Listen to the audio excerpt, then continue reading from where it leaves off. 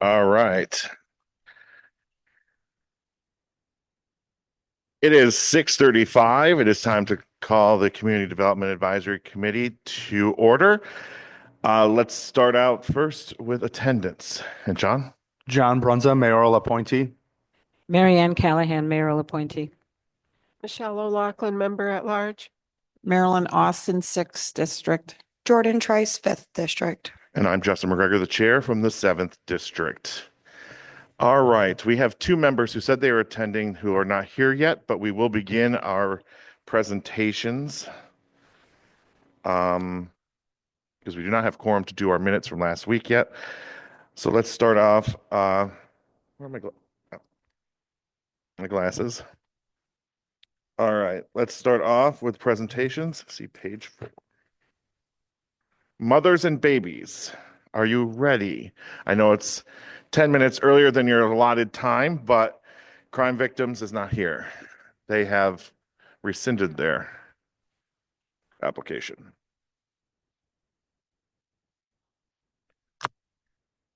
Good morning, evening. Introduce yourself when you like. Make sure the green button is on, and it is a directional mic, so feel free to bend it close to you and talk as loud as you can. All right. Can you hear me? Yes. All right. I'm Christy Finch. I am the Deputy Director for Mothers and Babies Perinatal Network. Thank you. Is it okay to start? It's fine for you. Everyone ready for her to start? Yes. So I am talking about our Parents as Leaders, Pale Family Resource and Opportunity Centers. Operated by Mothers and Babies Perinatal Network, the PALE centers are free drop-in family resource centers in Binghamton, Johnson City, and Whitney Point, designed to strengthen families with young children. PALE provides safe, welcoming spaces for parenting education, child development, support, and access to resources that help prevent abuse and neglect while empowering caregivers to manage challenges.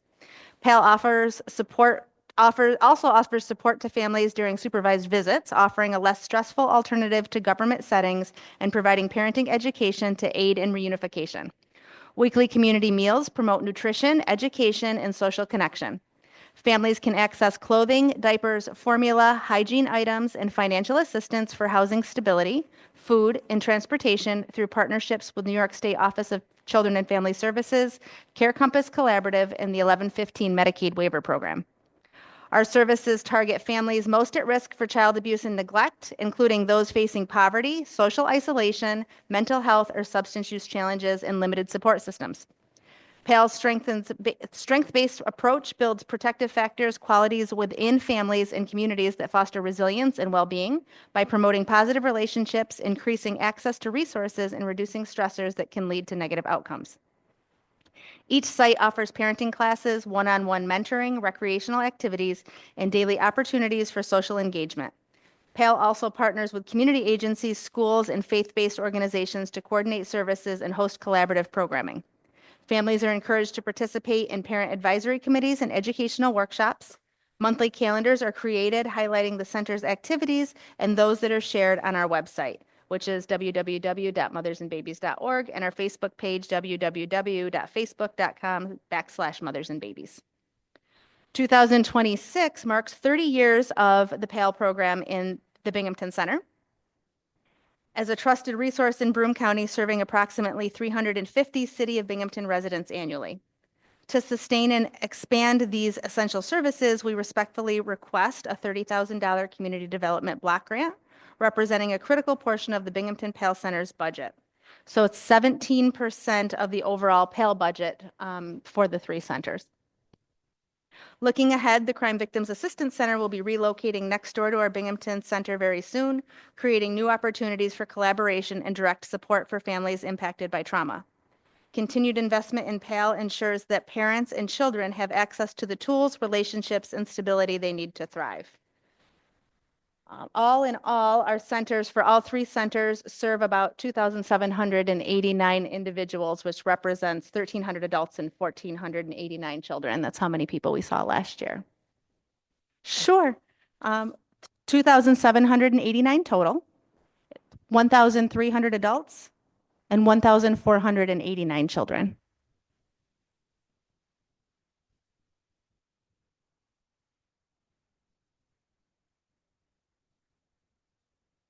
And, excuse me, are those all unduplicated Binghamton residents? They are all unduplicated, but not all Binghamton residents. So that Okay. would be for all three centers. We have Okay. about 350 adults that we see at the Binghamton Pale Center that are unduplicated City of Binghamton residents. Okay, thank you.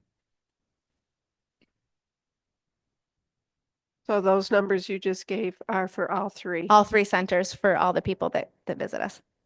Thank you. You're welcome.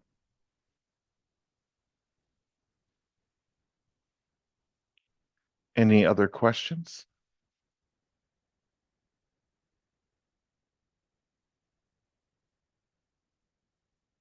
Seeing none, I want to thank you for Thank you. your time and thank you very much. Thank you. 4 minutes ahead of when you were supposed to start even. What's this? Let the record show that Deborah Hogan has joined us. Deborah, welcome.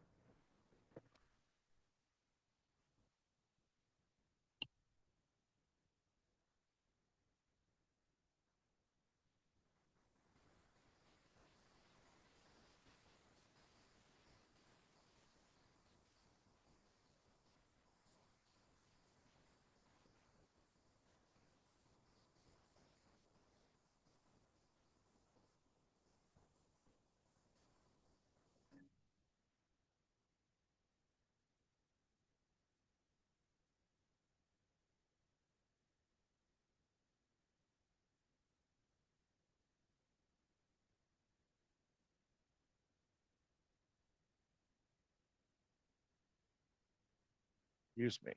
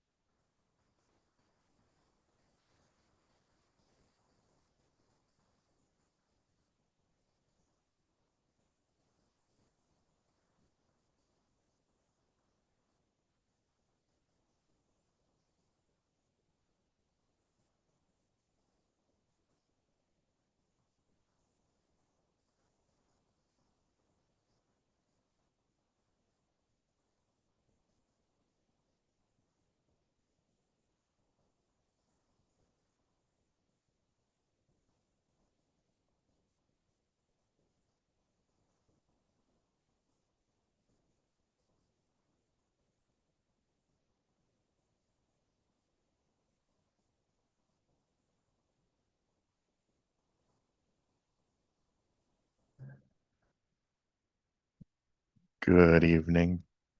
Good evening. Just let me know when you're ready to start and I will start your timer. I'm ready. All right. Okay. Good evening. My name is Brandy Brown. I am the Executive Director of the LUMA Community Center. Thank you for your time today and your continuous support. I am a Binghamton resident and I live in the LUMA community. I'm here today as an employee and as a resident. The LUMA Community Center is a community resource center that provides basic needs and educational programs every week. All of our programs are free and we aim to accommodate all who walk through our doors. We work closely with Binghamton University, our neighbors within the First Congregational Church, Good Neighbors, Horace Mann, and numerous others, as well as many community volunteers. We are so grateful for the support from our entire community. Thank you for helping to keep our doors open. Our weekly programs include our clothing closet and personal hygiene pantry that is open every Monday from 11:30 a.m. to 1:30 p.m. On Tuesdays, we have our Teacher Tuesday after-school program where students, parents, and teachers connect using educational activities and having snacks. Sorry. Our upcoming Teacher Tuesday workshop is Do-It-Yourself Pizza and a vision board party. Wednesday is our donation drop-off day. So that's the day that you can come in to drop off personal hygiene items or clothing, preferably clean and folded for our community members. On Saturdays, we host a community meal where we average about 80 to 100 people, and Binghamton Food Rescue, which distributes food donated by farmers, supermarkets, and restaurants. In addition to the weekly programs, we also have quarterly programs, special events, and empowering workshops. We are currently running our Aspiring Artist Workshops, a program designed to promote confidence and creativity in our youth and their families. We also have the Music and Tech Workshops, where we have a team of community members working on learning to create music digitally. It is our plan to have the musicians coordinate a music showcase featuring their work and opening up opportunities to other community members to join the workshops and learn a new skill. In addition to the current programs, we have a new upcoming dance workshop starting this week, Dancing Kings and Queens, every Friday at 3 p.m. This class will be led by a recent Binghamton High School graduate who lives close by and wants to share her lyrical performance skills with the youth in our community. We also have seasonal events like our Schools Out for Summer event, Fall Festival, and the most popular Santa's Workshop. Santa's Workshop is our end-of-the-year holiday celebration. It is a big hit and draws hundreds of community members. It gets bigger and bigger every year. Last year, we partnered with the Binghamton School District and were able to accommodate more families by holding it at the Horace Mann Elementary School with the help of their teachers, staff, and volunteers. It was a huge success for our entire community. Working at the NOMA Community Center has been such a learning experience for me. I started as a participant, became a volunteer, and was hired to coordinate programming and make connections in the community. Being able to serve and make a difference in the community that I live in has been so empowering. I am beyond grateful for all the support given to us. Your support encourages me to engage with my community, do my best to listen to the needs of my community, and allows me to make sure that we as a team, community center, neighborhood organization are doing our best to fulfill them. I would like to once again thank you for your time and support this evening. Thank you. And my name is Bryce Reynolds. I am also with NOMA. I just wanted to go over a couple of highlights in the this thing that I just handed out. If you want to get a full list of all our programs and services, you can scan this little QR code up in the top right corner, or go to our website, northofmaine.org. But I just wanted to point out the statistics from the American Community Survey. The reason why I highlighted the childhood poverty rate is because we also have a lot of students living in the neighborhood, and the census, when they pick them up, they could skew the numbers. So the childhood poverty rate is actually more accurate. Another thing, so some of our attendance numbers, Schools Out for Summer, we had 58 people. We had a Halloween party and trunk or treat, which we lost track after 300. Santa's Workshop, we had 248 individuals show up for. Since June of 2025. Oh.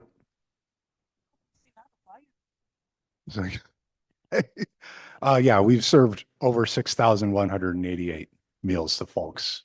So I forgot to give you the 1 minute warning. So 6 months. Was that the 1 minute warning? sure. Okay. Okay. It was technically the 5 minute mark, but Oh, I didn't give you the 1 minute warning. So continue. Oh, okay. I'll just, so the other thing I just wanted to highlight is we've seen a dramatic increase in the number of people we serve every Saturday for our community meal. We hit a all-time record of 168 people at the height of the SNAP freeze. And I think just the word's getting out, and our average is 96 people since July of 2025 every week. And I like to think that part of that is because we've kind of upped our game on our meals and whatnot. You'll see some of the things we serve are Speedies, baked mac and cheese, nachos, tacos, that kind of stuff. And all of our soups are made from scratch. So that's pretty nutritious. Yes, and we're fun and cool. We're very fun and cool. Oh, and we also make sure to have a vegetarian option and accommodate all sorts of other dietary restrictions. So anything else you want to read, it's on there, but I'll stop now. Thank you. Any questions? John. Thank you both. Thank you for what you do for the community. I've been there and I've seen it. I have a question for probably Bryce. Looking at the proposed or the program funding sources, is it true that there was an individual donor that contributed to a significant amount? No, so I was being kind of cheeky there. Okay. So that's essentially the difference between what I'm actually paid and what I should be paid in order to be exempt from overtime. Okay. So I consider it like a personal contribution, an in-kind contribution. Okay. I appreciate the clarification. Thank you. I have a couple of questions about the funding.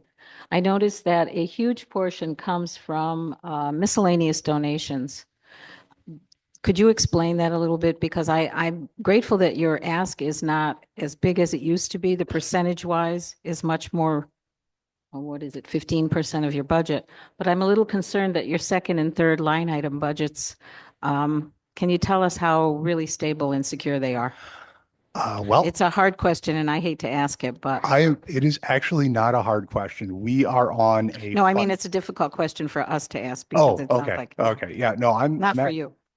I'm very optimistic about that. Because I just did the fiscal year 25 numbers. We've been on a fundraising kick.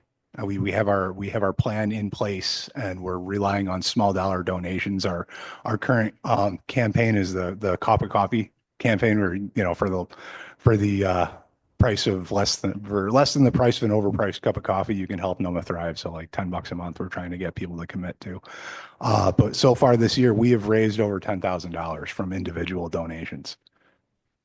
So, oh, not this year. Sorry, it's 2020. In 2025, we raised over $10,000 in individual donations, and we didn't kick off our fundraising until probably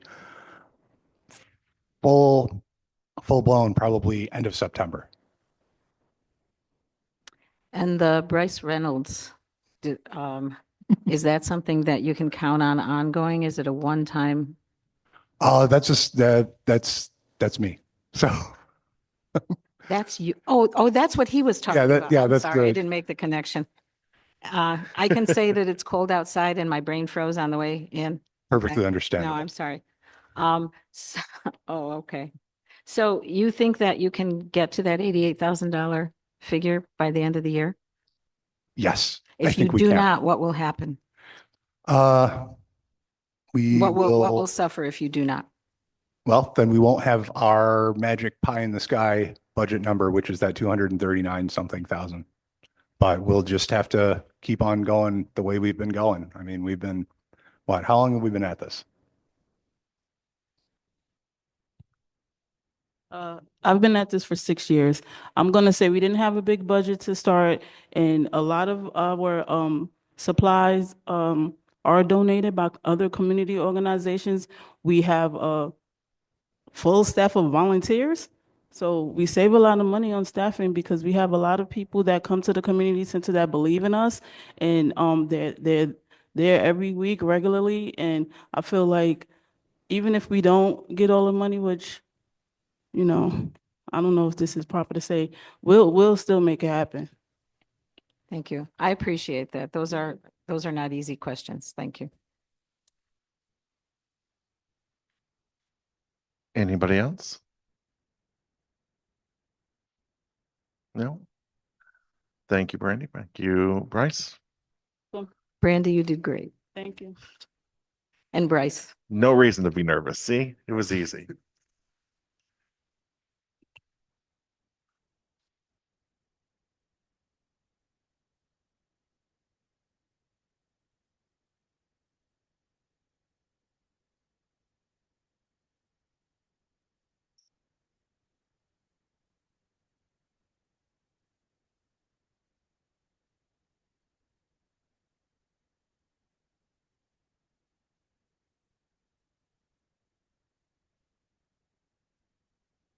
All right.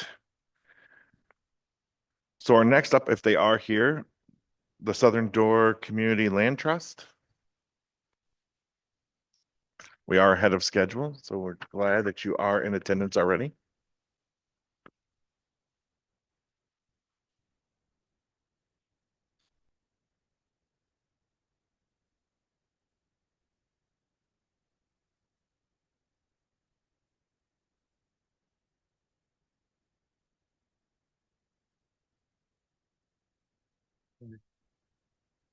Hi, good evening. Um, my name is Hajra Aziz. I am the Executive Director for the Southern Door Community Land Trust. I will say I have recently had a stroke, and so Ada will present for me with us together. I don't know. But I will allow her to answer any questions, and if there are any that can't be um, s- answered tonight, maybe if I had an, if I were able to, oh my God, if I were able to answer any questions, Y- yes. You're more than welcome to send them via Okay. email in. And Shannon will distribute it to all of us. Okay. So All right. So then I'm gonna, no worries about that. Yeah. Any question that we may have that you might not have the answer to immediately, feel free to follow up with an email with the answers to those questions. And we are glad that you're with us and that you are here. And you may start your presentation whenever you'd like. Good evening. She's also here for my emotional support. Good evening. My name is Dr. Ada Robinson Perez. I'm the board president for the Southern Door Community Land Trust. I'm here representing the board as well as the organization in partnership with Hadra. So a little bit about the Southern Door Community Land Trust. They were established in 2019 under the leadership of Hadra Aziz and local community members. The Southern Door Community Land Trust currently owns 2 properties and secured a majority of the funding to rehabilitate these apartment buildings into affordable, energy resilient housing units for the community. 2 of those units include one on Florence and one on Cary Street, a 6-family unit as well as a 4-family unit. Future plans include expanding into a variety of different housing types, always with an eye toward maintaining housing that is safe and affordable in perpetuity, allowing residents to generate wealth and improve their socioeconomic status, which is the cornerstone of the Community Land Trust. As you may know, the Broome County's 2024 Housing Needs Assessment states that fair access to housing is likely a significant issue for many households in the county which requires strategic approaches to improve. Among the structural barriers is race, which is the second most frequent concern. The same report identified higher poverty rates, not only among Black African Americans, Asians, Hispanic, Latino, and other races as well. It's significantly high compared to white at 17.6%. Binghamton needs financial and housing education as well, in addition to access to additional housing opportunities specifically designed to target these populations.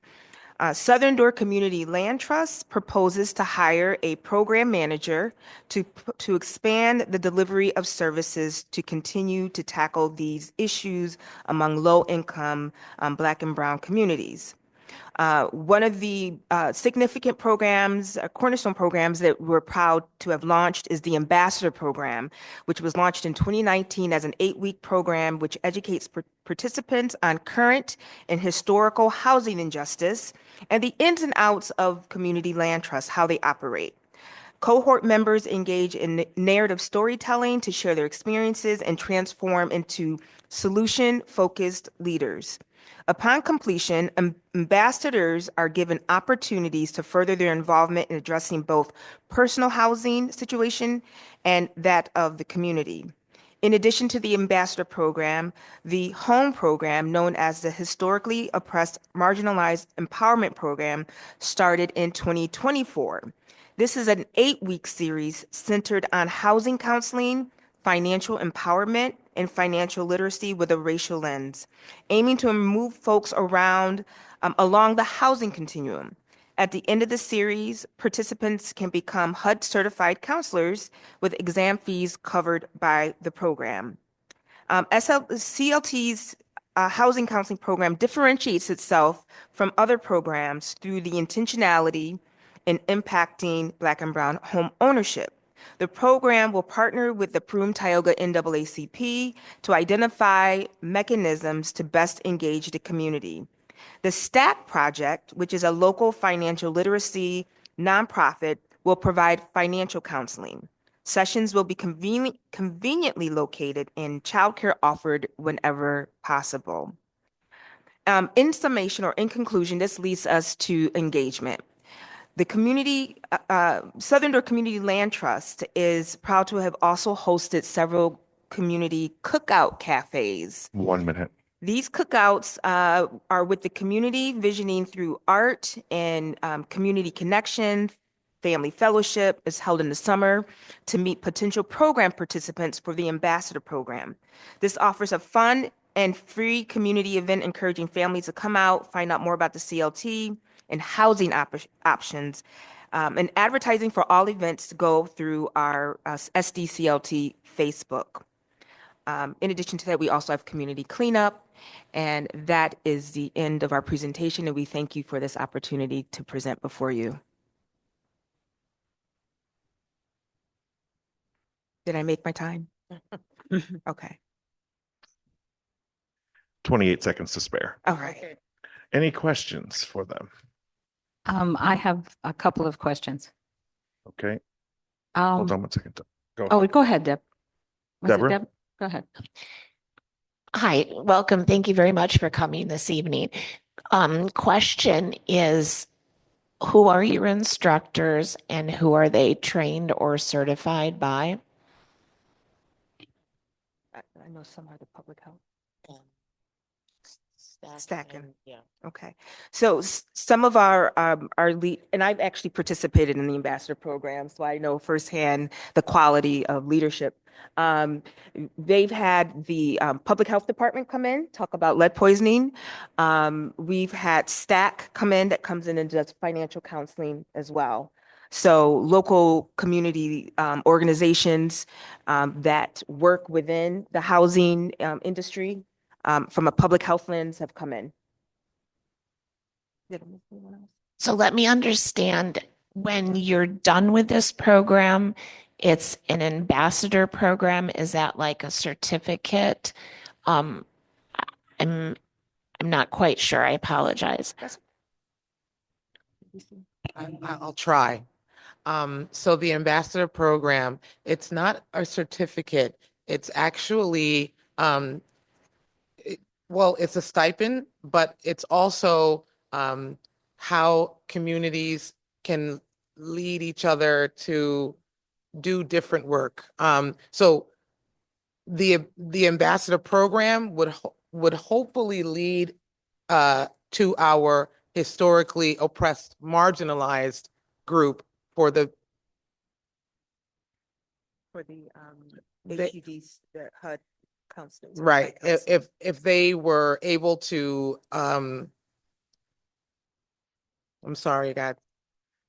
Take your time, no Take worries. your time. That's one of the things we're here for, not a problem. Just trying to understand. Thank you. So from my understanding, the it's a step block program. So they complete the ambassador program, is 8 weeks. And then the hope is that they would graduate up to the home program, which is another 8 weeks, which is a total of 16 weeks, which will result in a HUD. If they want to, they can pursue to be a HUD certified counselor. And the exam fees are covered by the program. And this is a new add as of 2024 to that program. So the end result is HUD certification as a counselor, certified counselor. Does that answer? Okay. That brings another question to me. So your ambassadors, if we understand correctly, they are people from the community who are beginning to get some training on these issues. Yeah. And then what do they do? So they can really they can just really align with what's available to them. Maybe I am I have different Is there any way that I can answer this via email? Okay, let me see if I can help you maybe clarify this as far as we can understand it. Are these ambassadors people who are hoping to buy homes and become homeowners, or are they people that will go out and help and advocate and mentor for people who want to buy? I think that's what we. Both. Both. Both. Okay, so they do both, and they receive a small stipend, you said? Yes. Okay, thank you. Also, I have a question. You're asking for 100% of your budget. Quite honestly, that's probably going to be problematic because we have a limited amount of funding. What happens if you don't get any of that or any or a percentage of that?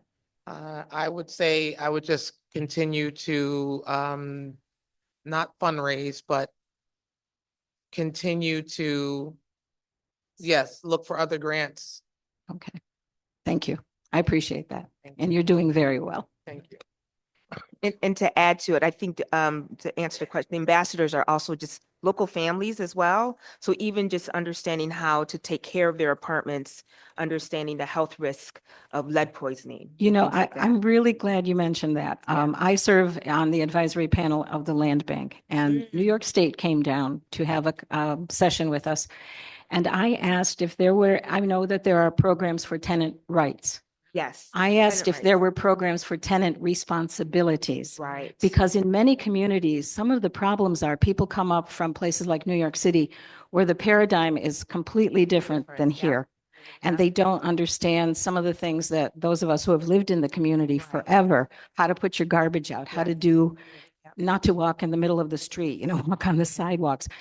Is there a capacity for that within that program? Because the New York State representative said, oh, we don't bother with that. But I think it's very important because it may help to decrease some of the misconceptions that people have. Yes, but I know they do talk about tenant rights. There's some tenant right education provided. And I was thinking like code enforcement. But you see, but what's missing is tenant responsibility. Tenant responsibility. What is the responsibility of a tenant to put their garbage out in the right way, not to have a barking dog 8 hours a day? Those are the kinds of problems many neighborhoods run into. And I think that it helps to create this system of negativity that exists. Can I interject quickly? Sorry. Hi, Audra.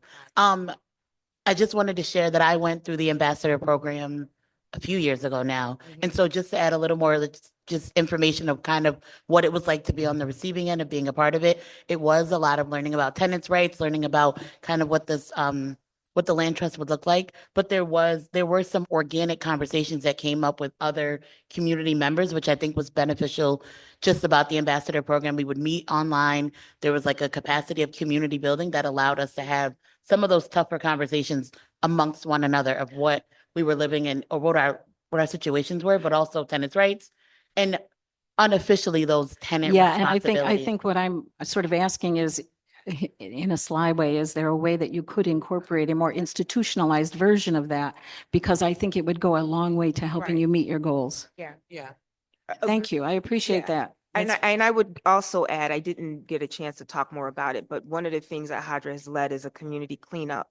And I think that speaks also to that responsibility. So that stewardship of property is important and the education of that process needs to be incorporated. So I hear what you're saying. And I will tell you that, I'm sort of stepping out onto a limb by even asking that question, but I'm also a school board member. And I see that this in our community with our kids would be very, very important. So I would urge you to think about that, because if New York State is not thinking about that, that's sad, because it could change the whole landscape of this community. It really could. So thank you for that. Thank you. I have a question. Go ahead. Could you just tell me again, your Florence Street is one of the, Yes. and is that a 6-family, did you say? 6-family, yes. And then what was the other? 18 Carey Street. And that's a 4-family. Four family. Yep. Thank you. And it's Florence Street, not Florence Ave. Florence Street, yes. 6 Florence.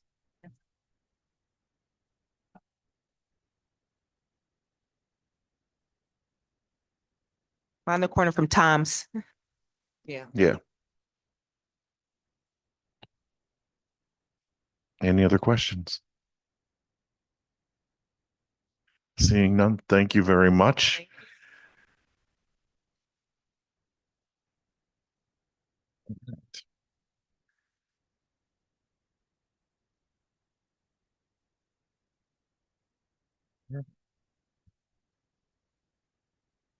All right, we are ahead of schedule about 20 minutes, but Phelps Mansion, if you are here, we will continue to proceed. Okay, come on down. Okay, no problem.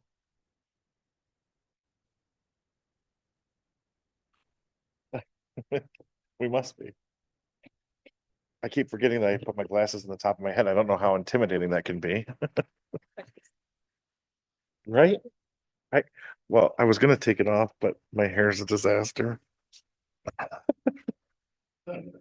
Vanity by name, I'm telling you, that's so intimidating. Thank you very much.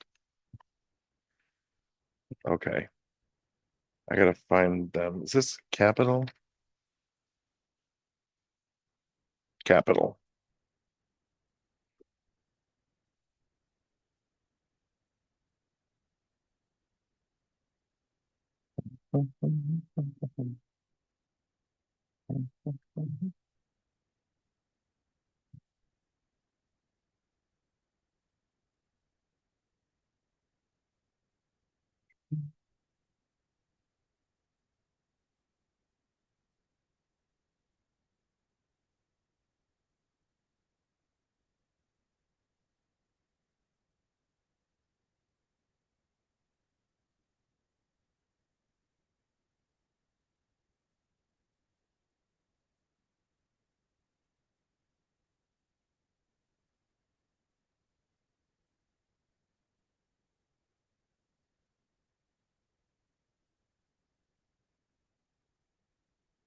All right, we're ready to go. I've got the timer. Whenever you want to start, just introduce yourself and we'll begin.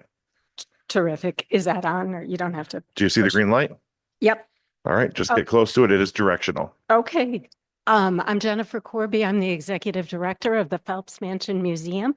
The Phelps Mansion Museum is a nationally recognized historic site and cultural institution located in downtown Binghamton.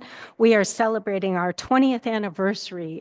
In 2025, we celebrated it. And we serve a diverse local audience while attracting significant out-of-town tourism. For nearly a decade, the Phelps Mansion Museum has been ranked #1 in Binghamton on TripAdvisor, frequently serving as visitors' first stop in the city coming off the highway. Approximately 80% of our programming and events take place in the historic ballroom, making its continued usability essential to the Phelps's mission and downtown engagement. The ballroom roof is approximately 23 years old and has reached the end of its useful life.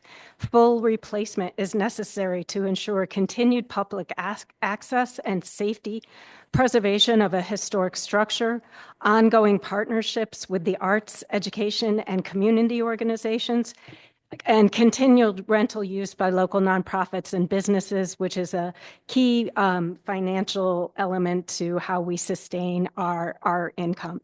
A compromised roof threatens the PMM's ability to host programs, rentals, and community events that contribute directly to downtown vitality. Our community partnerships and programming, we actively collaborate with local regional organizations to expand access to the arts, history, and education. And we do this with First Friday trolley tours in partnership with the Broome County Arts Council, the Binghamton Economic Development Council, and the City of Binghamton. We offer downtown sculpture walking tours and a holiday Santa trolley tour with the Broome County Arts Council. We were participants in this year's Broome Art Trail. We have a partnership with the Binghamton Philharmonic for the Garuthi Law Chamber Music Series, which features diverse world-class musicians. We just recently had a Cornell Urban Research to Action Youth program connecting local high school students, Cornell students, and preservation advocacy through the arts. Our first Friday exhibitions coming up are a SUNY Broome Phelps Mansion Museum Fine Arts Scholarship exhibition. This is going to be a photography exhibit with the current recipient of the Phelps Mansion Museum scholarship, which was $650 to a young woman at SUNY Broome. Binghamton University Art of Science exhibition, that's coming up in May. That is showcases visually compelling scientific imagery from BU students, faculty, and staff. We're invested in advancing inclusive history. In 2023-24, the PMM partnered with the Harriet Tubman Center for Freedom and Equity at Binghamton University to research Andrew Jackson, a freedman and Civil War veteran who lived and worked at the Phelps Mansion in the late 1800s. The PMM is now proudly designated number 9 on the Downtown Freedom Trail. Our access and equity initiatives are free First Friday events, which are open to all of the community.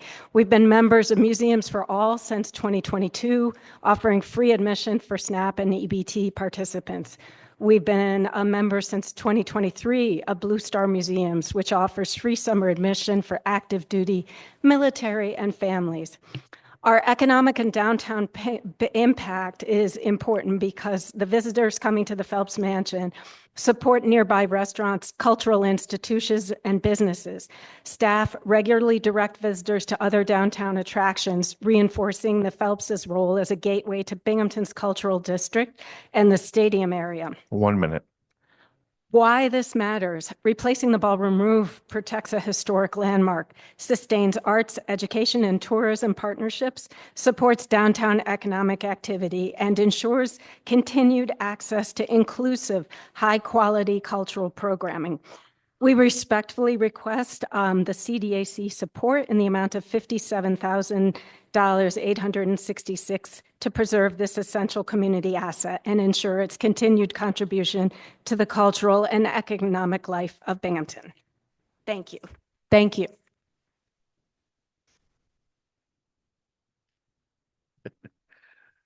All right. Any questions for Jennifer? Jennifer? Yeah. Here. Yeah. Hi. What would you say your mission statement is? If you, I looked to see if you had one. We do. It Okay. is to preserve, to continue the use of our unique Victorian facility and open it to community for arts, history, and education. Do you traditionally charge for those things that are using your facility? If it's a rental, we charge for them. We have different programming Okay.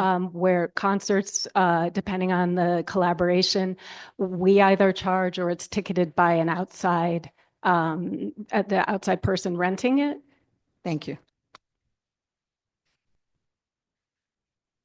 Deborah. Yes. Hi. Hi. I'm back here. Oh, Thank you very much. Last year you were with us, and I believe it was the night before, and you were looking at another grant. This is a 100% ask. Were you able to get any other funding through that New York State Historical Grant? And if so, how does that parlay with this particular request? we did not apply for that grant last year. I did apply for it this year. And any response to that? It was due just a couple of days ago. So has it been applied for or no? Yes, I applied for it. Sorry. I applied for it. It was just due on January 13th of this year. So it's for fiscal year 2026. I did the same amount that I applied for through this opportunity. So it's 100% funding. I won't find out until the summer from New York State. Okay, so are we, that request and this request, is that for the same roof or different? It's for the same, As- it's for the same roof. Same area? Yes. Okay, thank you. So if we got your funding and I was notified before New York State, I would reject the New York State funding or vice versa. We'll get notified basically almost at the same exact time. They all both come around the summer. Gotcha. Is that clear? I feel like I've made that confusing. Thank you so much. But I did not apply for it last year. Okay, thank you. Yeah, thank you. I feel like I wasn't clear on whether or not we charge. Can I clarify that? Because we've got a lot of different programs. So could I Well, clarify? my concern, my primary concern is when you collaborate with people and those people use your mansion, is it the collaboration is just that, it's a collaboration and you don't charge for I mean, if a program comes in and wants to use your site, that's kind of a different thing. That's what I was getting at. Okay, so we've got a bunch of different structures with collaborations, like we have rentals, we have pure collaborations where we split the door. We have programming like the Cure to Why, Cornell Urban Research to Action Youth, that was free. Okay. So we have a lot of different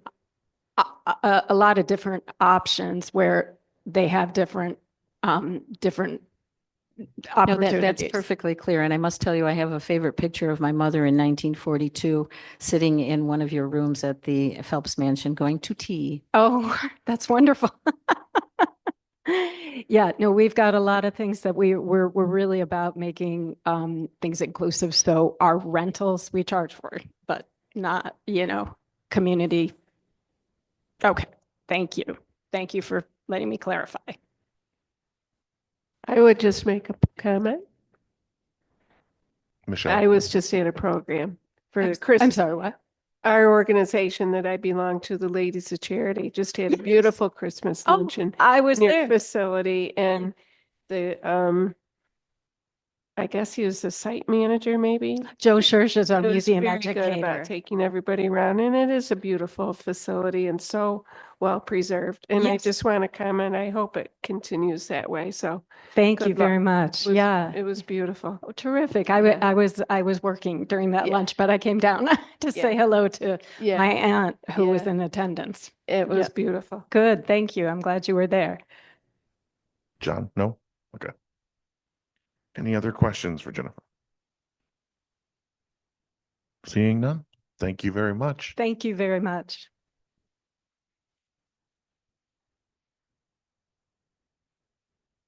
All right. Make sure that loud alarm doesn't go off again. All right, we are currently 23 minutes ahead of schedule.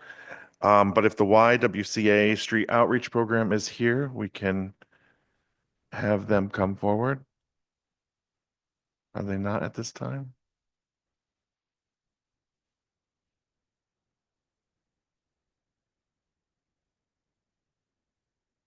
Aren't I looking at the right schedule? Today's the 21st, right?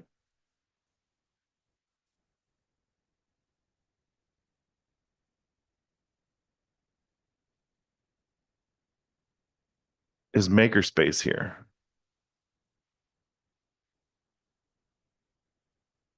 Triple C is Makerspace? Come on up. We'll just shuffle. No sense everyone sitting here doing nothing if one of our presenters is here.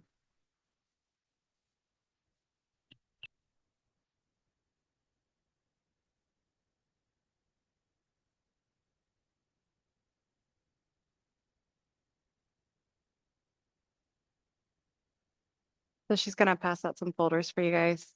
I apologize. I'm filling in for Stephen Mushak, who's the executive director. So this is my first time joining you, and I do not know the process, so forgive me.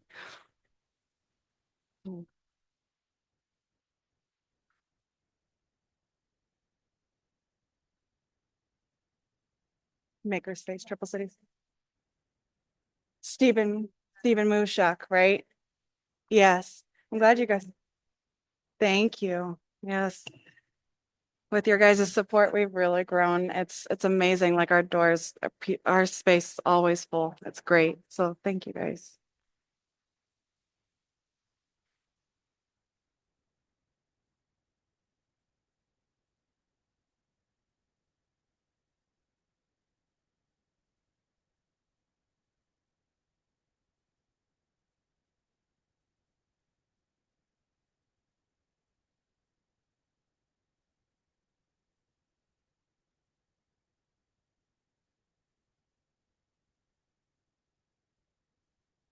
All right.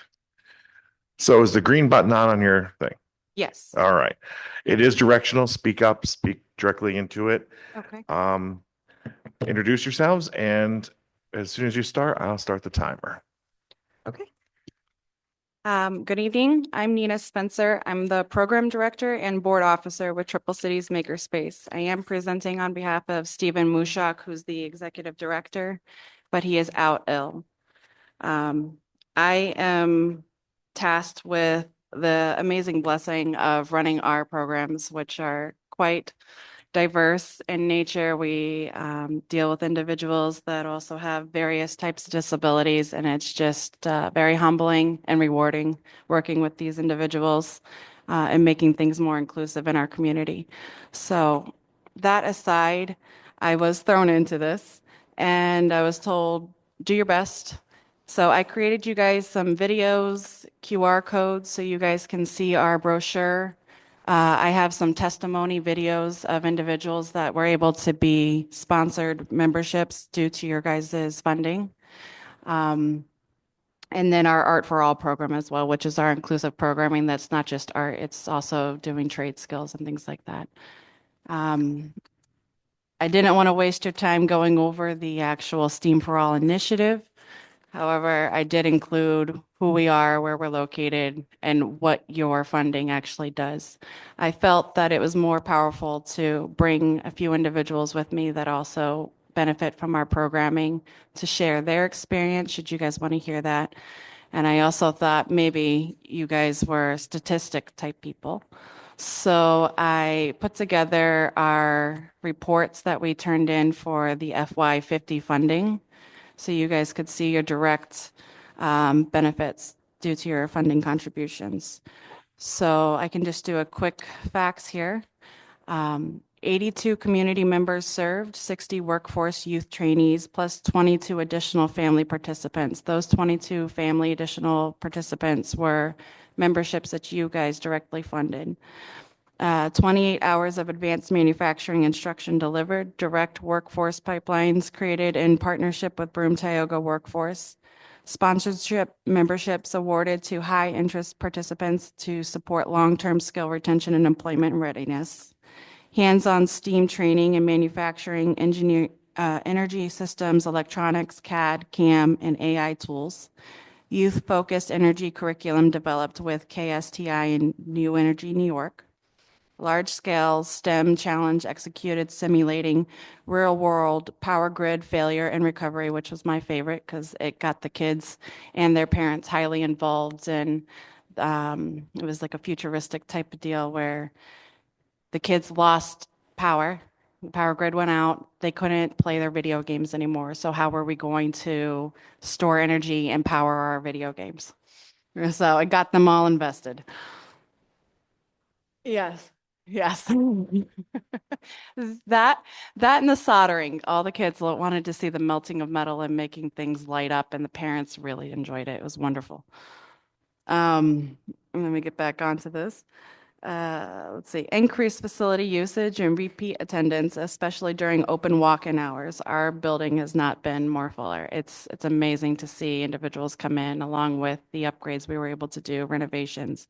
I have low-income families just right around in our area. They're coming down and saying, I can't believe somebody would make a building like this in our community.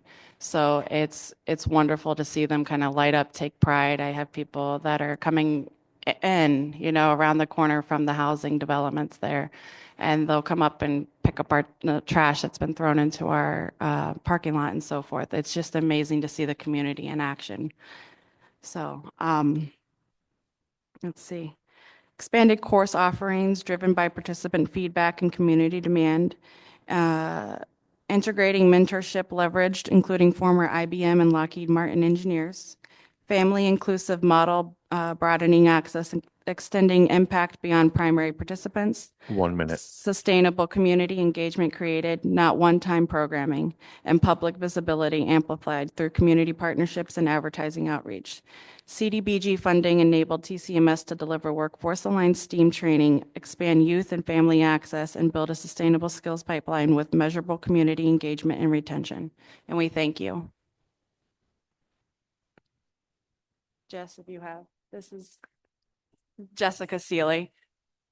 Hi, I'm a member and I have brought, family members as well as clients. I work with developmental disability through a nonprofit. And I have just seen how my clients who said at the beginning, I'm not artistic, I can't do it. And you spend a little time with them, you sit down and as well as like the social environment, because it's all these people who feel like they're alone, but you get them in this room and they're not alone anymore. And they feed off of each other's creativity. And I just think overall, it's just a healthy environment to help grow in. Thank you. All right. Do we have any questions for them? I just want to say that I have heard nothing but good things about the program. Oh, thank you. I do like the data. I like the QR codes. So maybe you could give Steven some pointers. Okay. We'll pass it on. I'm sure he's watching.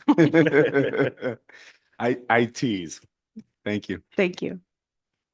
I just have a quick question. And for someone who had to put something together quickly and you didn't know what you were doing, I have never seen such a thorough presentation. Oh, You did very, very well. thank you. My question is, have you had any interaction with the school district, the Binghamton School District? Because what you're doing sounds like something that they could use. We have been contacted with Broome, Tioga, BOCES. So Uh-huh. we've done some stuff with them, and then we have done some for Binghamton school districts. Yes, That's good but to hear. it's been a moment. We do a lot with the library, and we include schools and pass out flyers for them to come on down. So we've done a lot at the Fantastic. Binghamton City Public Library. Thank you. Yes, ma'am. Last time I was there, do you have the pottery wheel going? Yeah. We do have our pottery wheel up. There are individuals utilizing it. We've had some pots made. Okay. However, the kiln, we have not finished up. We're trying to figure out if we need to move it outside to expand for some new tooling. Okay. And what's the open house night? Is it still Friday nights? We do Friday nights 6 to 8. We've also been offering Tuesdays for other events for the community. So we've had a lot of Cub Scouts coming in and doing Nice. their Pinewood Derby cars and things like that. Good. Yeah, All right. it's the season. You do a great job. Thank you. I have one more question. Yes. I probably should ask this to you guys later, but since I have you here, one of the projects that we would like to do for the Binghamton School District is to build little boxes that are free libraries. Sounds like your place would be the place to come. Oh, yeah. So are you talking about like those little birdhouse? Yes. Yeah. I have a whole file for my laser system for Thank you. that. Yeah. I love that. Thank you very much. I have one question. Michelle? How are you for space? If your program is expanding so much, are you at capacity? We Or are you really gonna be aren't. staying there. We are planning to stay here for as long as we can, and we cannot foresee ourselves giving up this building. It just means so much to have it be right there on the bus line, be able to help others. So we find this to be great, especially for workforce training, accessibility and so forth. So we think accessibility always. The renovations on the building have allowed for it to be much more sustainable for ourselves, especially with our heating and so forth. The one thing that's really amazing about the maker space is while you might have a lot of members, they're unique and they don't always come in at the same amount of times, whether it's high traffic flow. So there are a few more days where there are individuals that are coming in later at night, especially for our late night workforce. So if they're on, first shift, second shift, they might be second shift, they're usually getting off around midnight and then they come over to the space. So it depends on where they're at. We are a 24/7 facility. So long as you are trained, we developed our own access control systems. So as long as you are trained and you've passed competency tests, you are allowed to be able to badge into those types of tools. But anything that is dangerous or can cause bodily harm to you, others, or physical damage to the building, it is locked. So you have to be trained. And everything is badged through an RFID chip, so it's associated to that user. We have a few safety protocols in place too for certain machines, but yes, it helps. Yeah, and cameras, yes, but it all helps control and manage that traffic flow. We have I just ran a data on our scan-in system. It's not included in any of this, just for my board meeting. I was prepping for our annual meeting for April. We are up 300 walk-ins, 300 badge-ins in just the 1 month of December comparative to last year.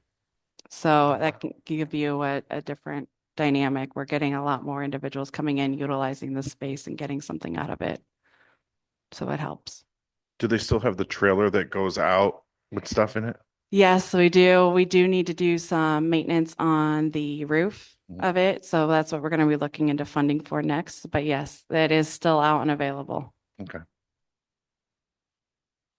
Does everybody know what bus he's talking about? It's part of our STEAM for All initiative where we have made it more of a technical bus. You can have a mill, we can outfit it to whatever type of program you're looking for. So 3D printing, mills, so forth, and have individuals have that workforce training. And then we can also do STEM challenges out in the community, make it accessible by bringing it to you so more can engage with it. Any other questions? Seeing none, thank you. Great presentation for last minute. Love it. You guys have a great night. You too. Thank you very much.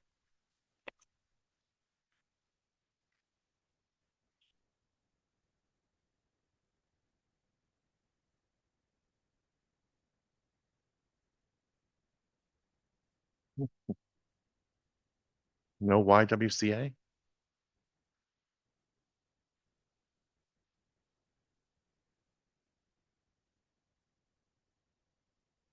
They have two proposals.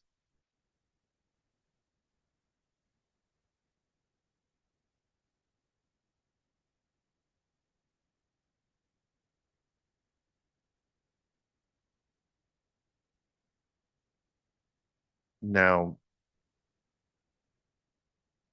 we are still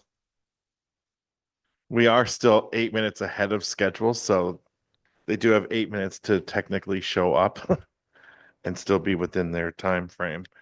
Considering that they're not late yet. Do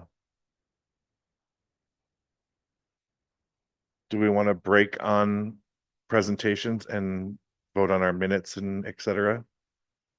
We have quorum now. You second that? Do we have a motion to do that? All right.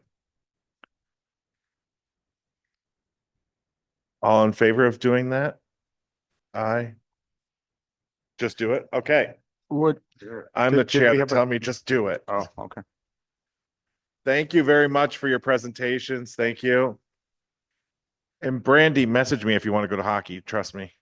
I'll take you. Or I'll give you tickets to have your friends go, whatever you want to do. I'm just looking for clarification. Did we have a motion? Did you move for the minutes? No, I was just kind of Okay. joking, but I mean, if we need to have an official motion, there it is. I'm just trying to take my notes for the minutes here. Okay. I mean, we're waiting for the why. We might as well do something. Oh, all right. Oh. So, he's here. Oh no, we're just ahead. So, no, come on up. You're the next contestant on. Yep. There you go. All right. Okay, let me find you now. I just closed it. So now I gotta reopen it.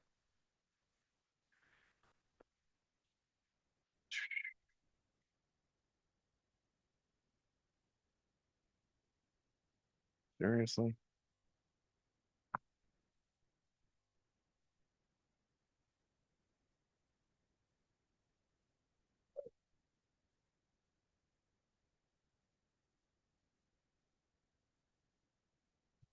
There's only so many of these. How come I never find the one I'm looking for?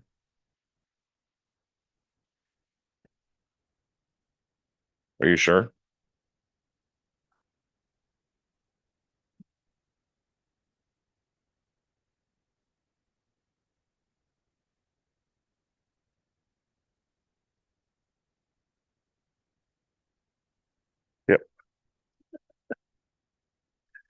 All right, let me reset the timer here. All right, introduce yourself and start your presentation, and we're ready to go. Hi, my name is, sorry. Hi, my name is Ephraim Rosario. I work at the YWCA here in Binghamton, Broome County. I do street outreach for the YWCA. I've been there about 6 years doing the street outreach. I've been there 11 years in total for street outreach. I do calls, emergency calls, whether it's from sometimes it can be 3 o'clock in the morning to about 11 o'clock at night or so. I can hear the phone.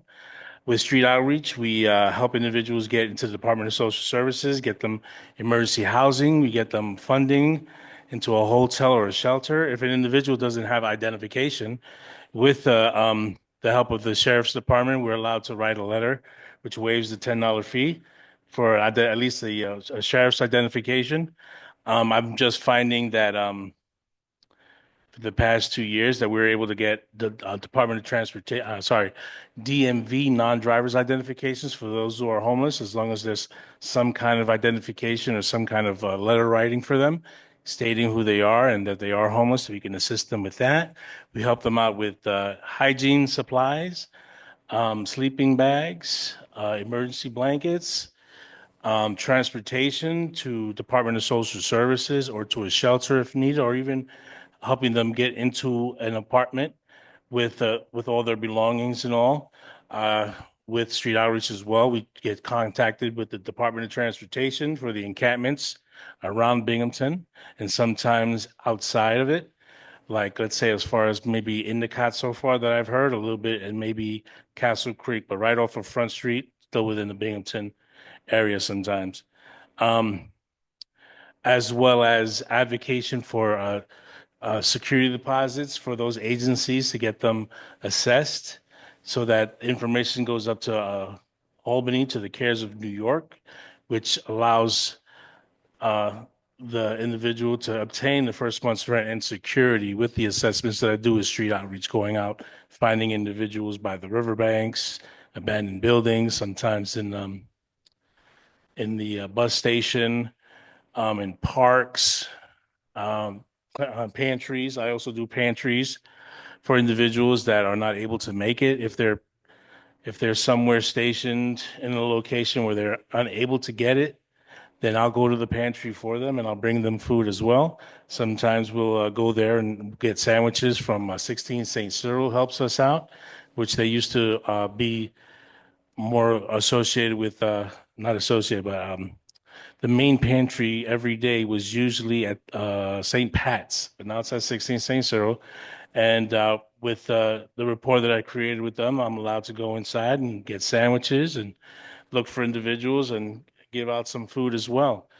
For those individuals that are choosing not to go to the Department of Social Services, I'm assisting them with finding housing because some individuals choose to just not want to deal with Department of Social Services, but have like Social Security and do have some savings so that at least if I can find some place for them and get them in contact with the landlord and be there with them to have, so the landlord could have an interview, help them with an application, help them with filling out for job applications as well, get them to workforce if needed. When there's I don't want to say mobile crisis, mobile hospitals that go around, I'll let individuals know what's happening where they can get like a physical for free or get anywhere that's needed within the Binghamton area so that we can help them get them off the streets as well. With what we're asking for, from what I understand, it's about 28,000. 1 minute. And with that, we also do bus passes for transportation as well, maintenance for the vehicle that we have, and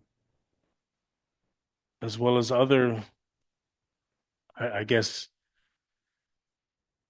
for those individuals that can make it to a shelter or come into a shelter, we help with that as well, with the Code Blue funding that we get. But yeah. So far, it seems like it's getting a little bit better, but at the same time, it's kind of a bad thing. We have the pit count coming tomorrow, or 12 o'clock tonight. 12 a.m. to 12 a.m., 24 hours. I'm also because of street outreach, I also do the pit count. I'm the pit count lead for Broome County and I work with other organizations to help look for those individuals that are unsheltered, and we can get them some kind of assistance, as well as not only doing a survey, but letting them know that there are services out there that we can provide for them, for the places that I can't find, for the individuals that that are around in Binghamton.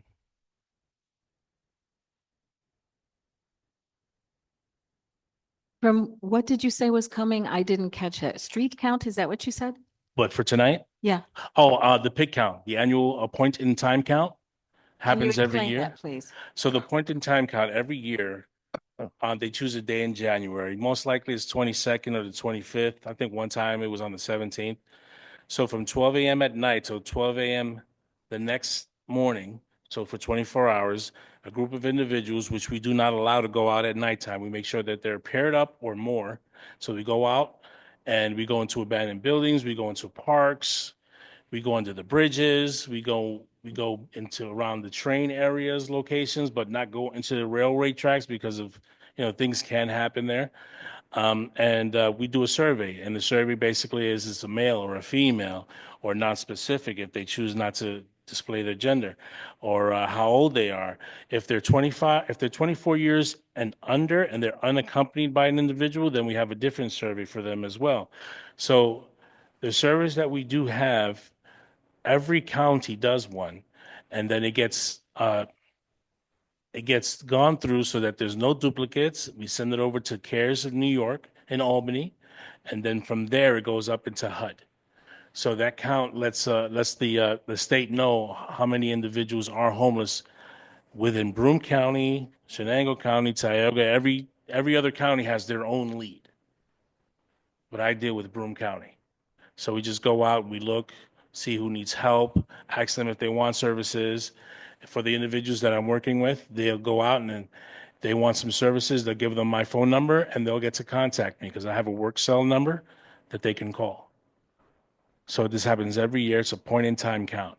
Now, there's also a point in time count for those individuals in hotels and in shelters as well that goes up to Albany, which they send through the HUD as well. So it's a point in time count. This is only done once a year, It's only done once a year. and they take the aggregate, and that's what they say the homeless population in a specific area is roughly, is that how It's they a rough, figured? yeah, like roughly. Has it grown exponentially? Sorry. Yeah, Oh, please don't worry about that. from what I understand from last year, I believe we went up about 155, 157. People. Found more? Yes. What do you do with underage if you find them? If they're under 18. Yeah, do you find them? Once in a while we will, but it's more that the schools will let us know. Oh, And then the schools they go on and they let how their policy is to let the next person in line to know what's going on. Because there are some individuals that are in school that are homeless. They might not be unsheltered. Some of them will be, but some of them will be couch surfing at a friend's house because something's going on at home. That's happened as well. And then there's those individuals that are in some of the homes that are around. They'll run away from the homes as well. But yeah, we try to. I'm a mandated reporter, so I have to call. I have to call emergency CPS call the police, let them know what's going on, and we try to talk to them and let them know just stay here. Let's get you someplace. Let's get you inside versus being outside. So, but it doesn't happen too often, but it does happen. So just one of the things that we make sure that we take care of when it happens. John. No, I just want to say that I really appreciate what you do for the community. Thank you. And sitting here, I recognize that your position takes a lot of heart and a lot of institutional knowledge. Somebody coming in to replace you, not going to be nearly effective as somebody who's been here year after year like you have to know the community, to know the resources. Thank you. Thank you very much. And given that institutional knowledge, I'm going to ask you for a bigger picture question. You know, we deal with, you know, not just your ask, but other organizations who are all trying to tackle, you know, the housing problem, right? And the trying to get resources for the unhoused. If you were to have a magic wand, what would you do? Given your knowledge of the situation in our community, what would you change big picture?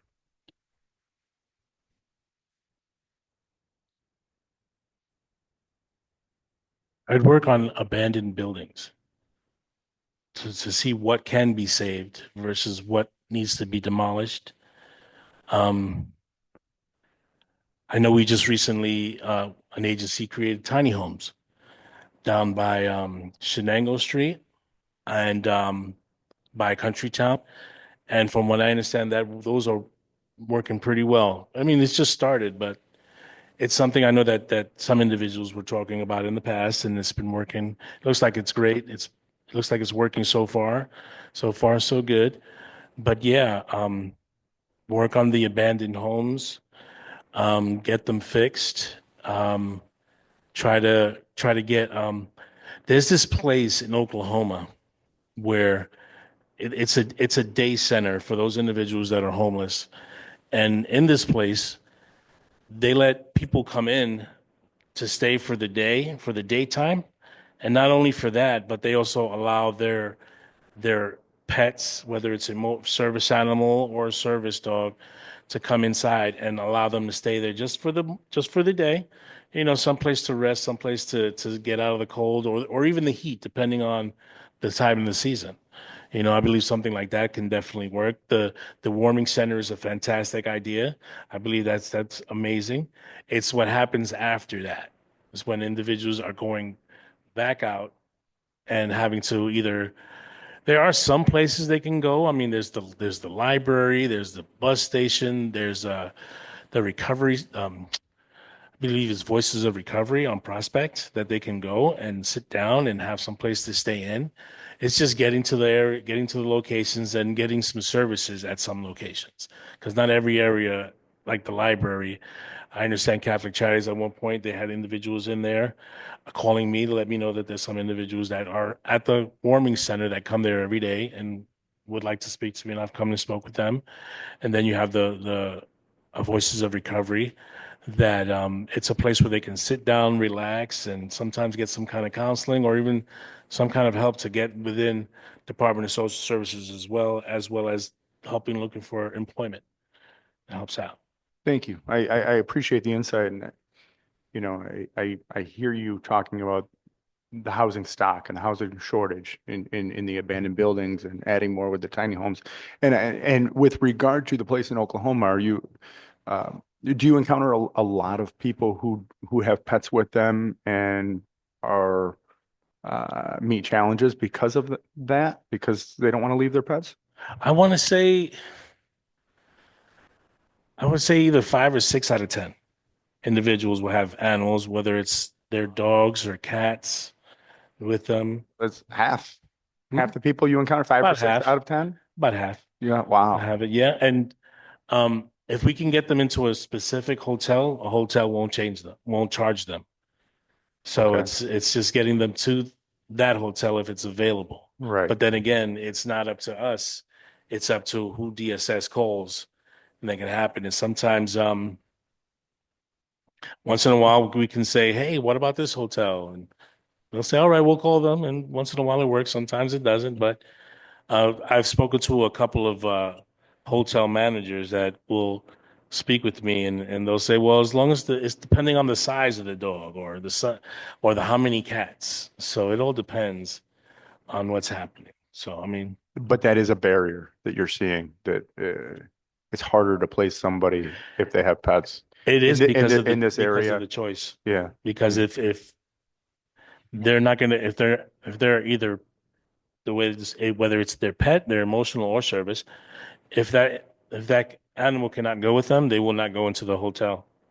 They will not. And But I understand the Humane Society at one point, I believe, works with RISE, that if you go to RISE will put them up for about 30 days, and they just need to consistently check on them, make sure that everything is fine. So I'm not too sure if that's still going on, but that's the last thing I heard that was happening with RISE. So yeah, it all depends on where they can go. Other than that, they will not go in, and they would rather stay outside with their animal. Interesting. Thank you. You're I welcome. appreciate that. No. I have a question about the encampments that are on the riverbank. Mhm. So are the tents there, tents that are provided by your organization or? I haven't had any tents for about, I don't know, maybe 10 months. And the only time I actually give those out, that's more of a last resort, a very last resort. I'll try to get them into a shelter or a hotel, a family member's home, a friend's home. If the individual has some kind of addiction or alcoholism, I'll try to get them into a program Right. so that they don't have to be out there in the tent. Mhm. But I have given out tents, but more as a last resort, something that I have been choosing not to do as much unless it's a last resort and they are willing to do that. So, And then whose responsibility does it become? when if they you- go onto the riverbank, Yeah. well, what we do is like we'll check on them, find out what's going on, look at their area, try to let them know, like, listen, if you're gonna be here, don't try to make it a mess.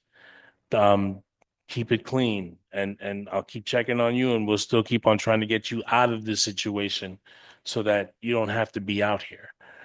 Because we would rather somebody be inside, but that option is available, but more of a last resort. So these are individuals that are banned from hotels, are banned from all the shelters because you can get banned. There's an individual that I know of that every hotel he goes to, he rips down the smoke detectors. Uh, And if you're in a hotel and they know that, then you're getting banned from there. And then if you're in a shelter and there's some kind of property destruction, sometimes that gets them banned as well. But maybe for a short period of time. But for that moment, if they have nowhere else to go to, it's more like a really last resort. So in this situation, say someone was on the riverbank. I mean, it's horribly sad and tragic. I'm just trying to wrap my head around what happens. So say you're effective in getting them to come into a shelter and they leave their belongings, all their things there. And it's an abandoned encampment. So then does Public Works come? Does City DPW come? Who? I mean, I see them all the time when I come across a State Street Bridge and then go out Upper Court Street. You can look across. So, or not Upper Court, but like the North Shore Drive heading towards Upper Court Street. So I was just curious because people in the community talk about that and how does it happen that that's all left to be there? I'm not saying it's your responsibility. I'm just wondering what the process is. What we try to do is, if we get somebody to go inside of a shelter or a hotel, we try to clean up the area while we're there with them. We try to get everything out of the way, get it clean. And now, if they do an encampment raid, then that's when DPW comes. They'll contact me before they go out there, and I try to talk to them before DPW comes, and so that they don't come with the backhoe and just tear everything up. But we try our best. We have other agencies besides myself that I contact as well. If they're not aware of what's happening, we'll try to go out there. There's some agencies that have can pay for storages for some people so that they know that there's a place for their things, because some people have their whole life, and if they don't leave by the time DPW comes, they have 5 minutes, and sometimes in that 5 minutes, if you're not focused, you can lose a lot of things like your social security card, your identification, your birth certificate, maybe some other kind of paperwork that they're working on to probably get SSI, or maybe some kind of employment, maybe some clothing that they've been using.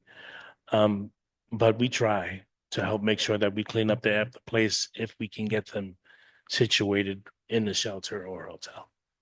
Okay, thank you. You're welcome. You said DPW raid? What is that? Like they're like destroying the encampments? Like what No. does that mean? So what happens is the Department of Transportation will contact me and other agencies to let them know where we're going to be going. So let's say behind Chow, over across by the Tompkins Street Bridge. So what happens is that they'll let us know, hey, we're going to be going. Oh, excuse me, dry. We're going to be going over there. Can you please help us and let us know what happens when you go over there? So I'll go over there. I'll discuss it with them. Like, listen, the Department of Transportation is coming.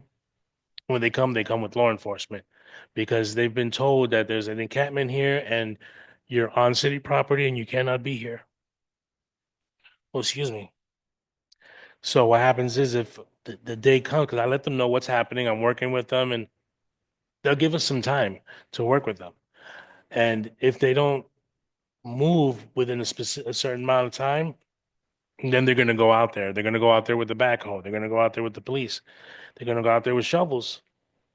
They're going to go out there probably with a dump truck, depending on how big the encampment is. Then they get there. They let them know this is what's going to happen. You have about 5 minutes to move. If you don't move, in 5 minutes, we're going to start, and whatever's there is going to be thrown away. However, thank you. However, the last encampment that was that DPW went to, they actually gave them some time. They gave them some time. They let a young lady put her things together. There was a group of individuals that weren't there at the time that they went there. So it all depends on what happens when they get there. So they let me know. I go out, talk to them, give it like, I want to say about a month sometimes. They give them a month that you got to move. I mean, it's not the greatest of things because some people just relocate to another area.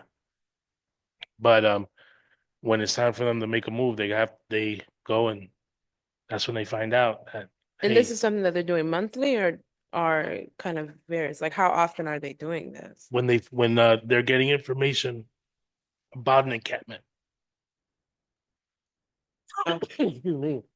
And in these encampments or when you guys are out, like checking, like the train tracks and like the abandoned buildings and stuff like that, are you finding individuals like families with children out there as well? And if you do, what is the protocol then? If I find families with children, I am a mandated reporter, so I must report it. I must call the police. I must call the emergency child protective hotline. Okay. And then they come, they take their kids and then leave the parents to figure it out until they can. Not necessarily. Okay. When the police come or the child protector come, most likely they'll try to get them inside or try to convince them, listen, if you stay here, this is what we have to do. If not, if you would like to go inside and we can get you somewhere, then great. But it depends on them. Okay. I mean, what I have to do is report. Okay. And is it like, so when these situations arise, is it easy to find somewhere to put this family, or are we still kind of like navigating the waters trying to figure out where they're gonna go? And how long does that take? So after 4 o'clock, if it's after 4 o'clock, we call the police station, not the 911, but the main number. Mhm. We ask for the after hours Department of Social Services worker. Okay. Then whatever information that the worker needs, we give them. If we can find a hotel for them, then I can transport them. If I'm there with them, I can transport them. Okay. So, but I mean, it does happen, but it doesn't happen often. Okay. But for the time that I've been here, I have yet to have to do a mandated report. Okay. All right. Thank you. You're welcome. I have one more quick question. How many bus passes do you usually give out? If an individual is at outside, I'll ask them, do you have any appointments coming up? So they say they have one doctor's appointment here. They have to go to DSS on this day. So it's typically 4 to 6 one ways that I give them because I ask them how many appointments do you have during the week that I can help you out with. Some days they'll say, well, I would like to go to the pantry as well. So for those days, I say, well, call me or let me know what time you want to go, what day. I will come and pick you up because sometimes you can't get on the bus with the amount of food that they give you if you don't have a book bag and all you have is a cart. So I'll try to transport them. And that's another way for me to get to talk to them, to try to see what we can do and see where they're at, what they're working on. If there's any medical services that are needed, I can make a referral for them. So it's like at the same time, it's keeping in contact. So it's if I can keep in contact with you, then it's something that we can do. At least you're opening. I'm opening up the door for more options that I can help them out with. Thank you. I just want to say that I'm on the committee that helped give those zipper bags to the pantries. They should not be denying access onto the city bus from the food pantry. So if that is something that the clients are still encountering, I would be very intrigued to know that because Definitely. I need that information. Yeah, sure. Thank you. Any other questions?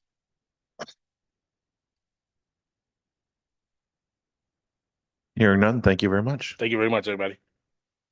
Thank you.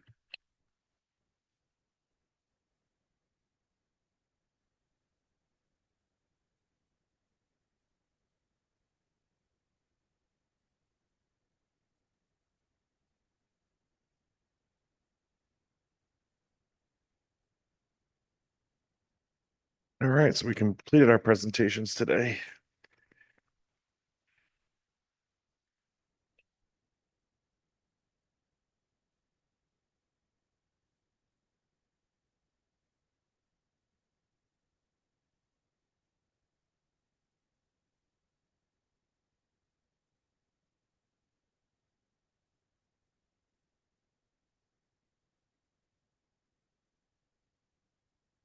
All right, now.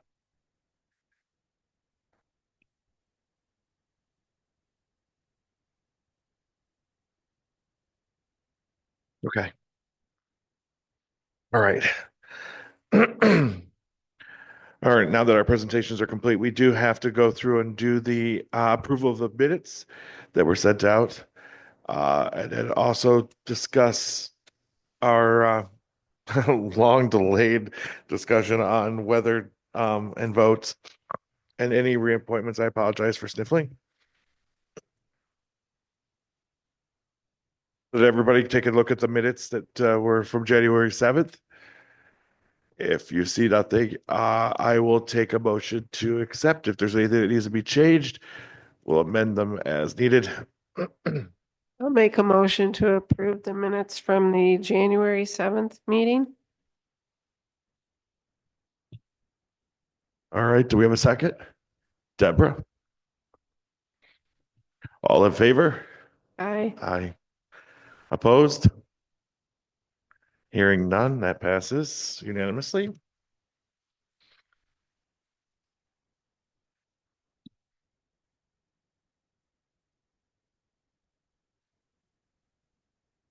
Hey. All right. Shannon, will you please refresh my memory on the inclement weather discussion vote that's listed on here? So did I. It was like a while ago. Yeah, I had brought that up about what our policy is about cancellation of the And I can't meetings. remember what we discussed when people Well, responded to that email. I thought it was if schools were closed, City Hall was closed in the morning, that ours would be canceled, but I think at the last meeting, you guys discussed that, and then John brought up the fact that the weather could be totally different from morning when school is canceled to right. when the meeting is held. And then I think we were going to further discuss it Yeah, this meeting exactly. when we had more in attendance. Right. So Yeah. does that mean if the building were to close for the day, we would still have access? Right. They thought you Originally, we talked about the schools, but I think the bigger point is this building. Yeah, if Yeah. it's a state of emergency, which it doesn't happen very often, Right. but sometimes. And it would be that the schools could be theoretically closed during the day, but this office is open, this place is open, and it would be, we can access it in the evening. So what I would like to propose is that we do it on a case-by-case basis. And if City Hall is closed, obviously we cannot have our meeting, but that we should have a very rigorous communication method that everybody knows beforehand that, you know, we're either going to meet or we're not going to meet. Because usually, even if there's a snowstorm, by the time we meet, if City Hall is still open, the roads are plowed. So, you know, to do a blanket, it's canceled. It will really mess up our schedule, especially if we have presentations coming in and we have deadlines. So, Yeah. And like John said, school could be closed in the morning, but streets and not everything are clear and would make it accessible for us to be here at night. You do have everybody on the group text, so if I you do want to now. go by, you know, a tally or a vote in a group Sure. text that day to see if people can make it, like Yep. Marianne said, a case by case, that's. I think it should be that if City Hall is open, you guys are here, we have a meeting. If it's closed, we don't. And if it is closed, then the message goes out early enough so that nobody shows up, you know, battling the snow to get here like we all would because we're so dedicated, you know. No, but I think it's only common sense. If the building is open, we need to meet because our schedule is pretty tight. I think that would be our rule of thumb to go by, you know, but we need to have a better communication system among us.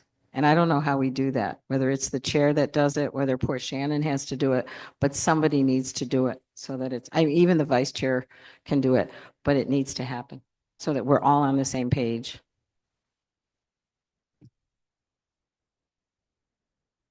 You all got the text today, minus yourself, because I just got your number, but everyone got the text, right?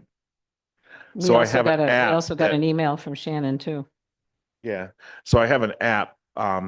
Deborah had, I don't know, almost 2 years ago now, had said that the group texting thing was intrusive or something of that nature.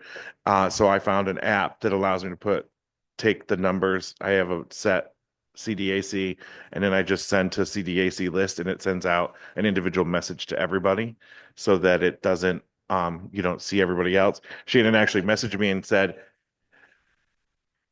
Shannon said to me, I think you only sent it to me. And I was like, no, it sends it individually to everybody. It is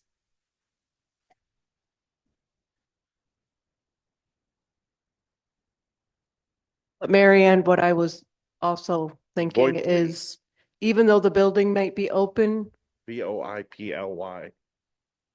VOIP, yeah, Voiply. the weather could, like, for instance, if the weather's good in the morning, it may not be. Well, and that's great why at I think night. it needs to be on a case by case basis. We can't make a blanket rule that if this happens, then this happens. Right.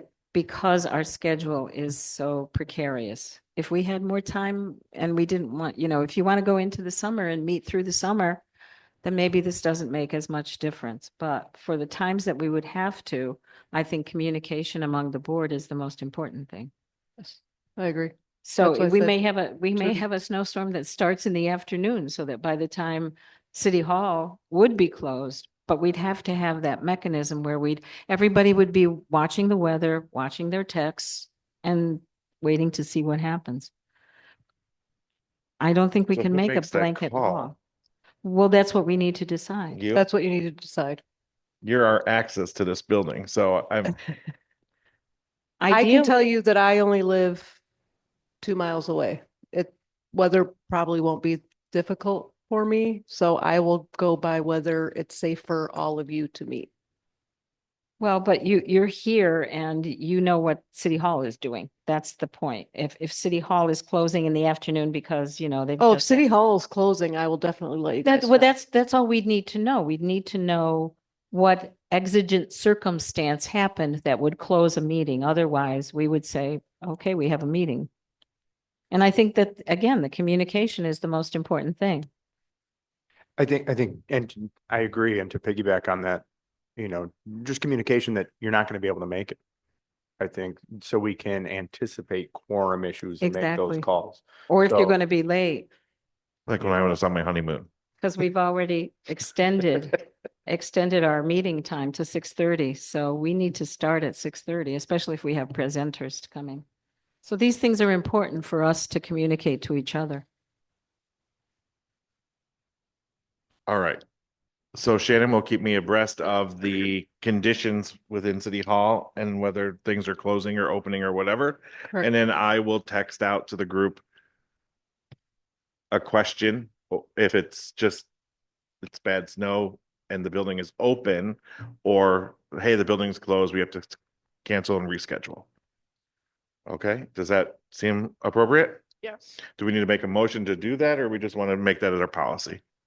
That's Okay, that's our rule of thumb. Done. Check. Reappointment discussion. I know I was reappointed. I think there were 3 of us. All have been reappointed. Mary Ann, did you get yours?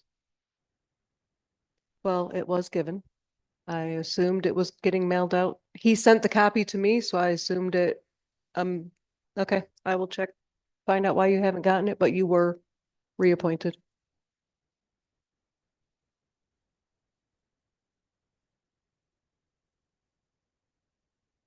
I'll find out why you have not.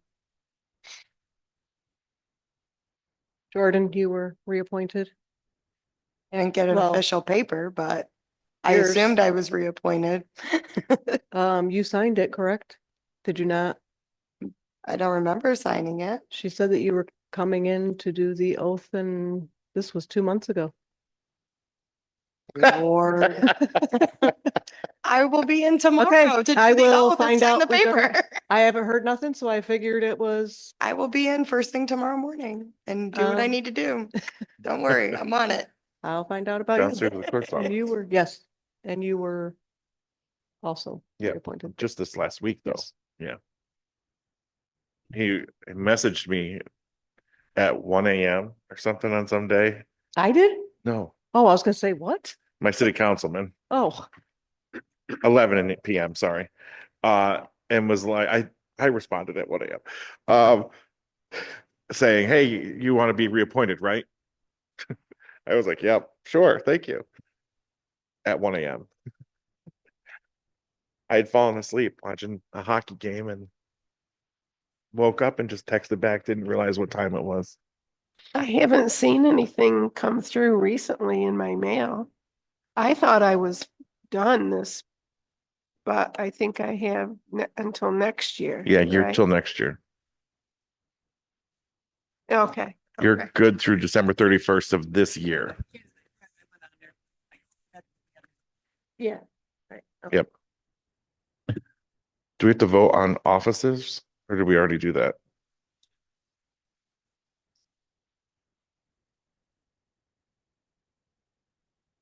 Okay. So we have what, 3 positions?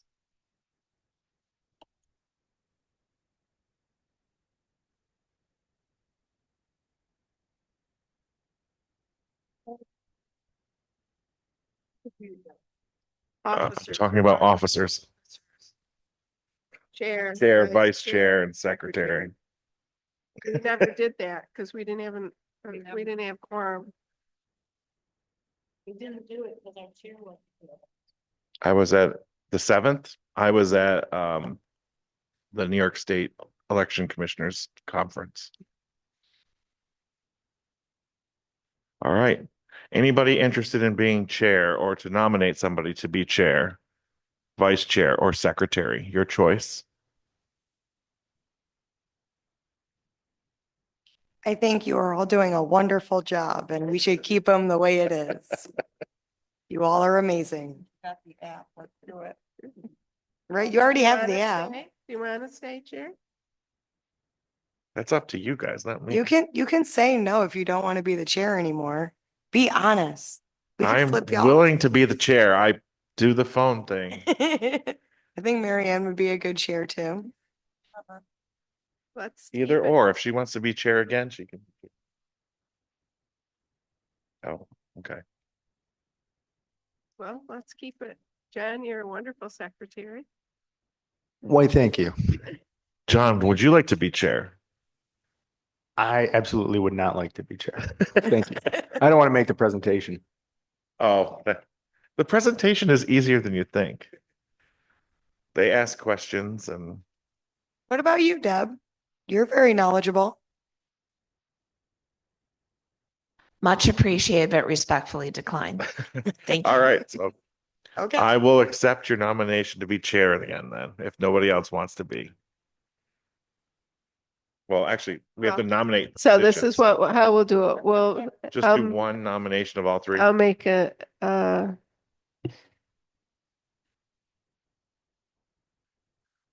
slate, put forth a slate.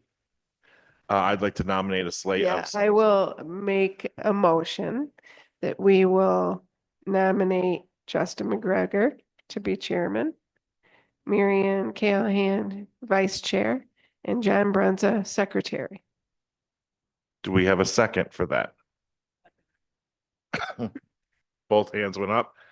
So either Deborah or Marianne, jeez. Marilyn, Austin. Marilyn, Michelle, Mary Ann. There's so many M's. So all in favor? Aye. Opposed? Abstained. I want to vote for myself. That's weird. I voted for myself one time and I still lost by a vote. So I know. That's life keeping you humble, isn't it? right? Totally. All right. Well, thank you very much. So that motion is carried. Our officer slate for fiscal year 52 remains myself as chair. Sorry.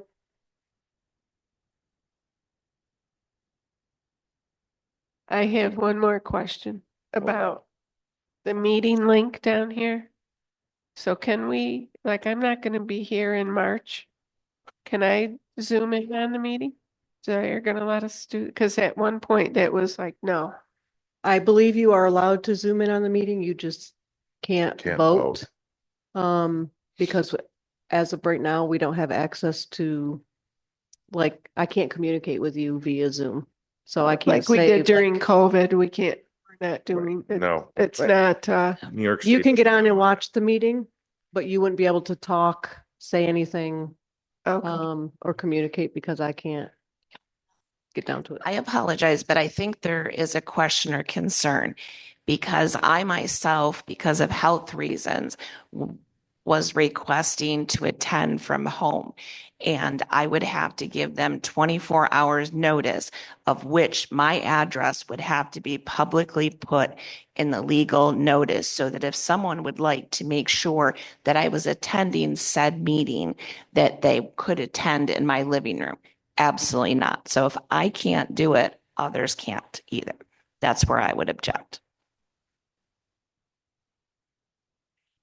I also was not aware of that. That doesn't seem like something that would Yeah, that happen, sounds so I will wild. look into that. Yeah, could we please That look went into that? from Steve through Corporation Council. I was very discouraged. That's why I've had perfect attendance since. That's That's so ableist. I'm sorry. Steve. That's No, that's not what happened. Steve did talk to Corporation Council. I don't know where there was miscommunication on that, but they would not come into your home to verify that you were there. My understanding is you cannot vote. You can attend the Zoom meeting at home. You cannot vote. I,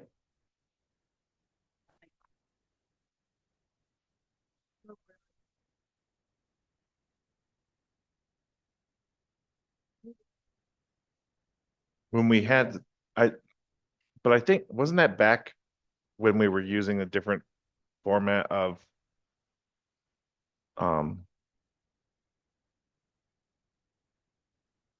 I think your address would also have to be publicly. So did because I thoroughly had that vetted and I was utterly astounded that that would have to take place. So that is a discussion Steve had with Corporation Counsel at the time. I will So follow up on that as well. I'd appreciate it. Thank you. Yeah, I would be intrigued because I would love to do this from my house. If we're not like voting on anything, we're just like talking. I don't think that was an option. I think that was only up That's not an for option. her only. Oh, okay. Well, still, let's accommodate her. Shit. Sorry. we, That was only on an as needed during, basis. during COVID, Oh. we did meet Yes. virtually, but that rule that we followed under that with New York State is Right. kiboshed. And now, as a public board within, the confines of city government, we have to meet in person. Oh. That ability to meet remotely is no longer an option. Yeah. Well, they won't pay for it. There was a fee associated with doing virtual meetings. Right, but we also Right. have to meet in person now. Right. Yeah. I mean, I would cover the fee if that were the only obstacle, but that's not the option. I think we work better. I think our proposals have been better since we got back in person. I mean, I think. A deliberative body, and a deliberative body has to meet together to deliberate. And if we could do this, then theoretically the legislature in Albany could Zoom their meetings, and the Congress could Zoom their meetings, and then the whole democracy thing gets flushed down the toilet, guys.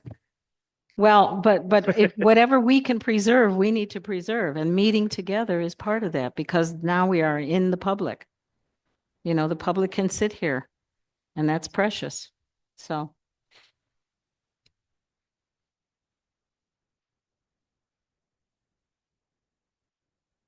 That's for the video. Just watch it. Yes. Yes. If it wasn't on this paper, then it was sent in the email. But if you ever go to the calendar, the city It's right calendar, it's always on the city calendar, because this is a meeting that's open to the public. So they can access this live as we're doing it right now. They just cannot contribute to the meeting in any way, shape, or form. They can just watch it. That's what I'm saying. If you could not attend the meeting, you are more than welcome to watch it. You just can't, contact or vote or anything like that. But if you would like to know what you're missing, It's you are more than welcome to dizzying to join it. watch it. It's dizzying because this thing jumps around. I watched the one meeting and I was like, oh, and you hear people and you hear people talking, but they're not visible. And it's just like you're sitting there and somebody else is talking and you're just sitting there. So I'm sure half the time it's me. So, yeah, it's different watching the meetings online. If you haven't watched our meetings online since this new system went in.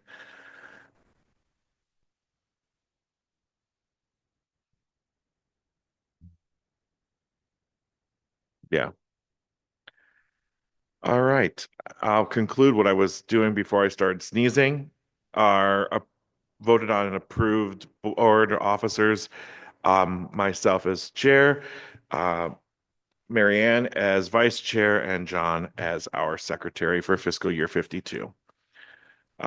Anything else that we'd like to add before we do our final attendance and adjournment? No? All right, let's start off with Deborah for Attendance. Deborah Hogan, mayoral appointee. John Brunza, mayoral appointee. Asia Ambler, First District. Marianne Callahan, mayoral appointee. Drusilla Saintis, Fourth District. Michelle O'Loughlin, member at large. Marilyn Austin, Sixth District. Jordan Trice, Fifth District. And I'm Justin McGregor, the chair from the 7th District. All right, it's time for a motion to adjourn. Do I have one? I'll make a motion. Michelle? Seconded? Deborah? All in favor? Aye. Opposed? You better not. All right. Unanimously carried. Thank you, ladies and gentlemen. Join us again. I have my notes here somewhere. I have it somewhere. It is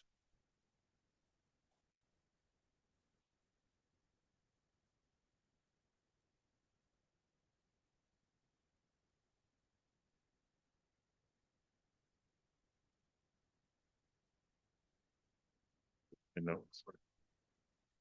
It's February.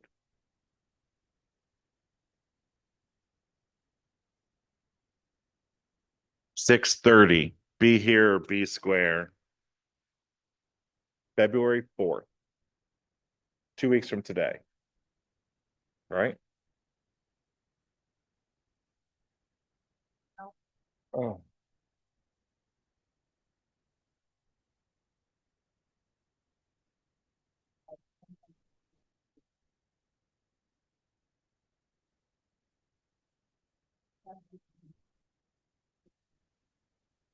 We're done. I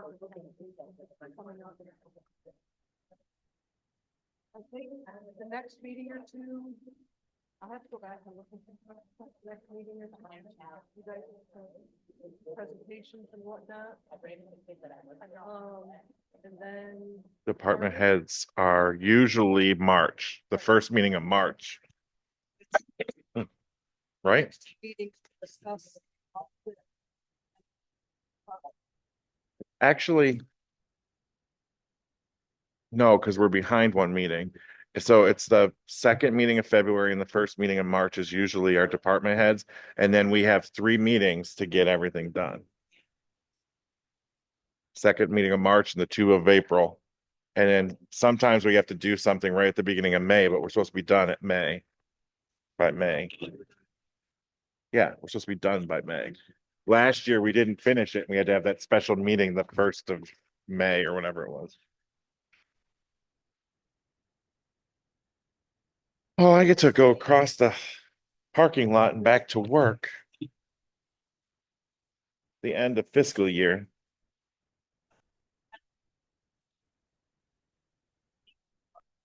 See you. Thanks for the message, the heads up on your. Oh, you did get the text? Yeah. I didn't realize there was an app I was texting, but okay. Huh? Oh, no. Yeah. When you respond, it goes right to my phone. Okay. Yeah. Okay, perfect. I thought it was just the phone number. Even better. No, it's my phone. That's my actual phone number. Oh, okay. Huh? Yeah, I don't mind a group chat because emails are just, I don't always check my. Oh my God. So